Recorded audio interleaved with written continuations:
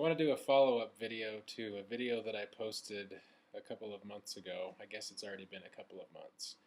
But it was a video that I did about the candidacy announcement of Jerry Greenfield in the Star Valley Independent. I've had quite a bit of response from that video. Most of it supportive. A couple of people think that I was a little too hard on Jerry. And I actually got to speak to Jerry himself.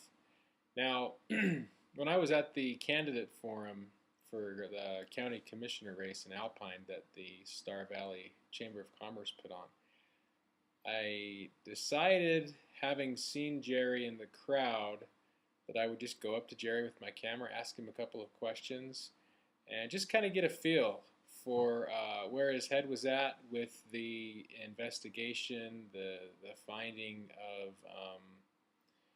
I don't know if not guilty is the right phrase, but that there was no misconduct. One thing that I do have to say, as a credit to Mr. Greenfield, is he didn't act like a guilty man. Now, I'm not really sure what a guilty man acts like, but I got the feeling that he was sincere. At least he believed what he had to say. I'll post the video here, or the clip, confrontation, whatever you want to call it, at the end of this commentary. But I've since seen him at a couple, well, mainly one or I guess two now, county commission meetings, and you know, I don't know him personally, but if you've watched the budget meeting video that I made and you listen to some of the statements that I made during that budget meeting, what you'll find is really the position that I have when government is involved with private industry. And really the point that I want to make is anytime somebody in the government could potentially profit from the government, and the government is just the people, I have a problem with that. I know that there are a lot of corporations out there that specifically work with the government, companies like Fundamentics, who are based out of Provo, Utah. And you know what they do is they go around, contracting different real estate deals, buildings, detention centers, what have you. I guess the question is that immoral? Is that wrong? Well, on the surface it's not, but if you look at the fruits of these activities, what you'll notice is that the cost to the taxpayers increased dramatically. And anytime you get brokers and bankers in bed with politicians, it is not only going to increase your taxes, but it's going to increase their wealth. You know, the job that I have is performance-based. I really don't make any money at all if I don't perform. Now, I realize that not everybody wants to do things that way, but when it comes to taxpayers, I've heard people at meetings talk about how things used to be done. Things used to be bid out. You didn't get a lot of these. Companies come in, convince the counties or cities or whatever the organization is that something needs to be done, then this is the price tag. The problem that I've got right now is Fundamentics is giving the county a bill for $25,000 per site inspection for the proposed detention center. And I've always wondered, why is it always a round number? Why is it $25,000 even? Why can't they give an itemized list of what their costs are, talk about what their profits are, and say, this is the best deal for your taxpayers? I don't get why they do things. Well, I guess I do get why they do it. I don't get why our elected representatives continue to fall for it.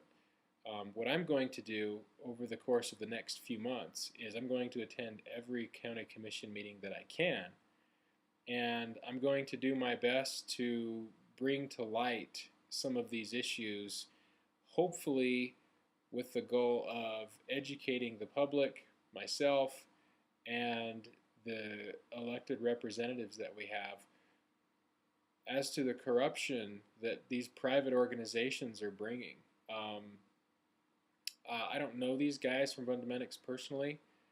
I'm sure they're nice people, but their bills that they sent to the county are so outrageous. They're obviously greedy. I don't have a problem with people making money. I'm all about, you know, free markets and capitalism. But when it comes to the way things are being handled here in Lincoln County, this is not a free market. This is fascism. Fascism is when government gets in bed with corporations and they create monopolies. Well, right now what we've got in Lincoln County is fascism. And so I sincerely hope that as the county commission race heats up, that we're able to find new candidates and replace the current candidate, or the current, or I guess Jerry Harmon's leaving. And, you know, I wouldn't be sad to see Tammy Archibald out of there. I just don't think that she gets it. And what I'd like to see is a couple people in there, at the very least, who will just say no. I don't really want somebody in there.